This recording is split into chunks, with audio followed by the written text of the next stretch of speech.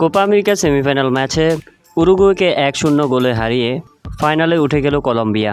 আর্জেন্টিনার প্রতিপক্ষ হিসেবে এখন কলম্বিয়াই খেলবে ফাইনাল ম্যাচ। বলাই যায় আর্জেন্টিনার জন্য অনেক কষ্টদায়ক হয়ে গেল কলম্বিয়াকে হারানো, কেননা কলম্বিয়া বর্তমানে খুব ভালো পজিশনে রয়েছে। এ পর্যন্ত তারা টানা 28টি ম্যাচ হারেনি, তার মানে বোঝাই যাচ্ছে কতটা শক্তিশালী হয়ে গেছে কলম্বিয়া। তাই তো আর্জেন্টিনাকে যদি জিততে হয় তাহলে অনেক কঠিন পরীক্ষা দিয়ে কলম্বিয়ার বিপক্ষে জয়লাভ করতে হবে। এর আগেও কোপা আমেরিকায় গতবার চ্যাম্পিয়ন হয়েছিল আর্জেন্টিনা, কিন্তু সেই আসরেও কলম্বিয়ার বিপক্ষে খেলেছে আর্জেন্টিনা। সেই ম্যাচেও অসাধারণ পারফরমেন্স দেখিয়েছিল কলম্বিয়া। ট্রাইব্রেকারের নাটকীয়তায় আর্জেন্টিনা জয় পেয়েছিল।